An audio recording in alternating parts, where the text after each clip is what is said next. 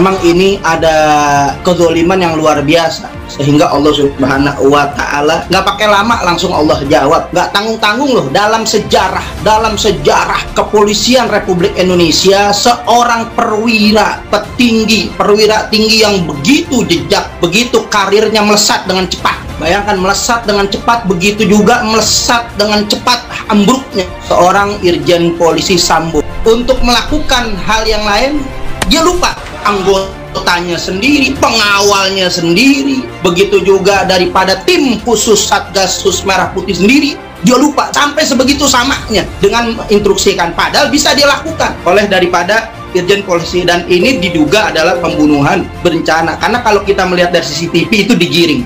Mulai dari Magelang itu ada 2 tayangan yang kita melihat di salah satu stasiun TV 6 menit, ada juga yang sudah dipotong 3 menit yang sudah mengarah ke Jalan Duren 3. Ternyata apa yang dilakukan ini, pelakunya percis semuanya yang terlibat daripada kilometer 50.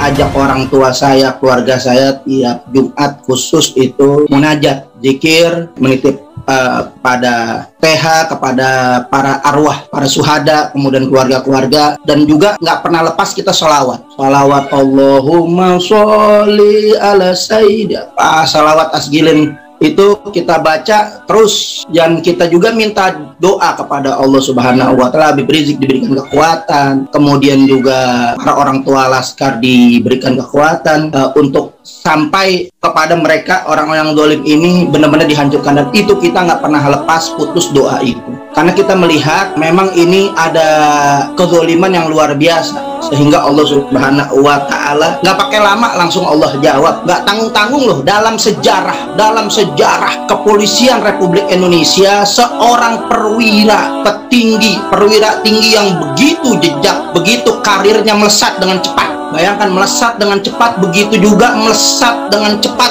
ambruknya seorang Irjen Polisi Sambo. Karena kenapa? Karena kebiadaban. Karena kita melihat sudah biasa melakukan kebiadaban yang diduga memang melakukan kebiadaban terhadap para syuhada 6 Laskar ini, sehingga untuk melakukan hal yang lain dia lupa anggotanya sendiri, pengawalnya sendiri, begitu juga daripada tim khusus Satgasus Merah Putih sendiri, dia lupa, dia tembak dengan menyuruh anak buahnya dengan cara yang sama. Saya yakin yang mengeksekusi daripada pembunuh 6 Laskar itu bukan Sambo, anak buahnya. Ini juga dilakukan dengan yang sama, sampai sebegitu samanya dengan menginstruksikan, padahal bisa dilakukan oleh daripada Irjen Polisi. Dan ini diduga adalah pembunuhan berencana, karena kalau kita melihat dari CCTV itu digiring. Mulai dari Magelang itu ada 2 tayangan yang kita melihat di salah satu stasiun TV 6 menit, ada juga yang sudah dipotong 3 menit yang sudah mengarah ke Jalan Duren 3. Ini nggak jauh loh, ngomong-ngomong perkara ini nggak jauh dari rumah saya cuma letak Duren 3, saya di seberang, jadi tahu lah ya saya di situ Duren 3 itu.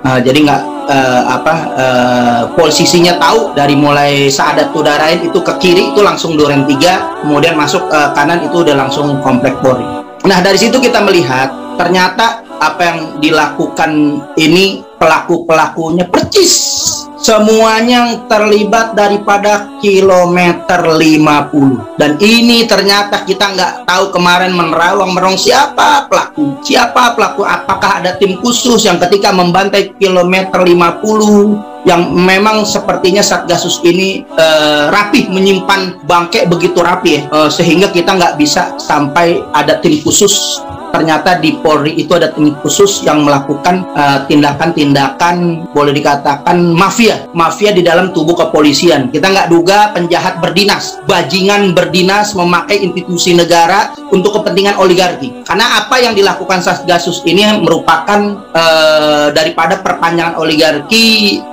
mengatasnamakan institusi negara. Ini yang sangat berbahaya, karena itu melindungi daripada kepentingan oligarki. Masalah Yang penting negara ini mungkin juga kasus daripada pemilu yang 700 KPPS ini mungkin diduga kerjaan Satgasus juga. Begitu juga masalah kriminalisasi ulama, judi online, sampai pemalsuan pelumas, segala narkoba, kemudian situs-situs yang lain. Ini ada di penanganan khusus Satgasus 50 yang dipimpin langsung Irjen Sambo.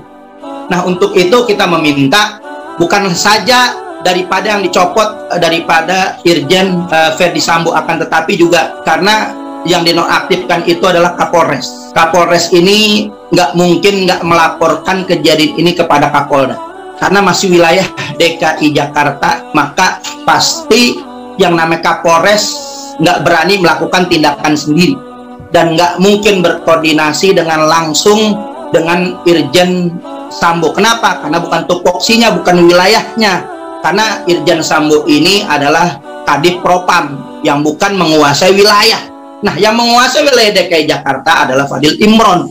Sekurang-kurangnya Fadil Imron tahu apa yang dilakukan, menghilangkan barang bukti dan penyampaian berita bohong. Pasti Fadil Imron tahu. Dan ini menyembunyikan, dan Munarman itu dijerat karena menyembunyikan informasi. Nah, ini Fadil Imron juga bisa dijerat pidana karena menyembunyikan informasi, mendukung daripada informasi sesat, kebohongan. Nah, itu harus dinonaktifkan juga yang namanya Fadil Imron, selain daripada karena keterkaitan itu. Nah, Verdi Sambo ini juga mempunyai ada dua kewenangan, Kadif Propam dan sebagai Satgasus Merah Putih, maka ditinjau kembali bagaimana peranan-peranan itu bisa terjadi agar semuanya menjadi kelas benderang. Ini harus betul-betul disisir. Kepolisian Republik Indonesia harus disisir, Satgasus Merah Putih ini harus dibubarkan. Begitu juga diganti daripada jajaran-jajarannya, karena ini sangat berbahaya. Saya yakin masih ada polisi-polisi yang masih berketuhanan Maha Esa, yang tidak melakukan kebiadaban, yang tidak melakukan kesetanan yang luar biasa, membunuh, membantai anak-anak bangsa demi untuk kepentingan, diduga kepentingan oligarki, yang memang tugasnya Satgasus Merah Putih ini sangat berpolitik. Ini adalah unsur, ini kita melihat juga kuat. Ini adalah kepentingan politik yang dahsyat luar biasa, kepentingan politik yang biadab, kepentingan politik mungkar yang menghalalkan segala cara. Ini kemungkaran yang paling mungkar. Akhirnya Allah Subhanahu wa taala berfirman, wa makaru wa makarullah wallahu khairul makirin. Wallahu khairul makirin. Barang siapa yaitu berbuat makar, maka Allah akan sebaik-baiknya pembalasan makar kepada mereka. Nah, kita melihat doa-doa kita para ulama yang mereka berselawat mendoakan kepada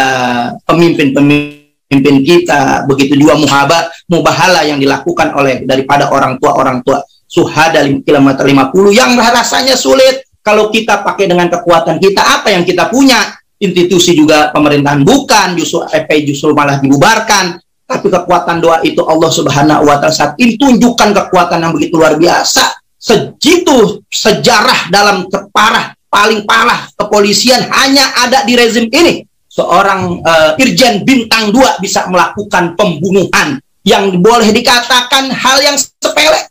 Boleh dikatakan hal yang sepele, tapi membongkar yaitu tragedi berdarah kilometer 50. Karena kita melihat anak buah yang biasa, yang mungkin melakukan kebocoran dan mungkin diduga memang ada. Kalau tadi apa yang dikatakan oleh Ahmad Hosinuddin, dugaan-dugaan ada asmara Duren 3, mungkin ada yang dikatakan oleh Mahfud MD, yaitu ini adalah urusan motif orang dewasa. Sebenarnya dalam kasus hukum nggak ada yang perlu disembunyikan, harus terbuka, transparan.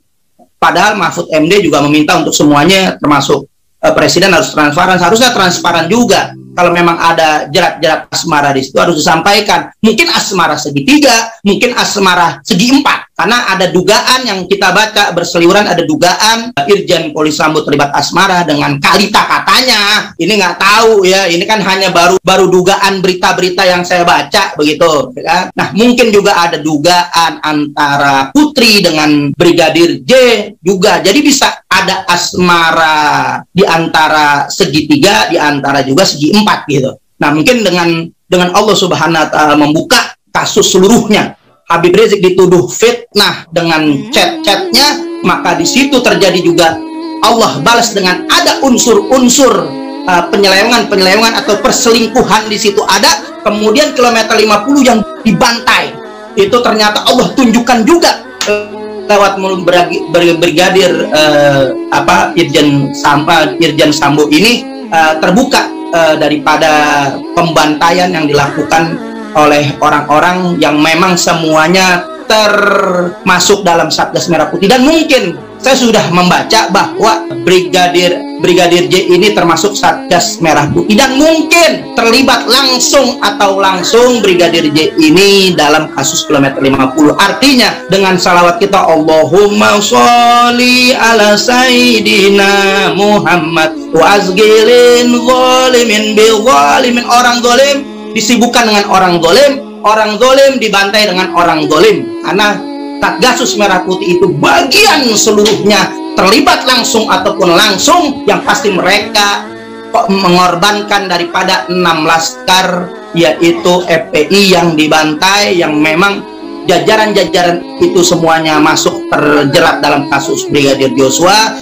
termasuk juga daripada Irjen Polisi Sambo yang 2 jabatan itu, kemudian juga termasuk daripada orang-orang yang membantai kilometer 50. Mungkin itu yang saya sampaikan. Mudah-mudahan dengan apa yang disampaikan ini menjadi jelas bahwa Allah Subhanahu wa taala nggak tidur. Allah Subhanahu wa taala memberikan janji-janjinya di dunia, dan Allah Subhanahu wa taala memperlihatkan kebatilan demi kebatilan. Allah perlihatkan, dan Allah Subhanahu wa taala saat ini memberikan kepada umat Islam suatu support kepada umat bahwa kebenaran yang kita perjuangkan, Allah akan sampaikan kebenaran-kebenaran kepada orang-orang yang benar.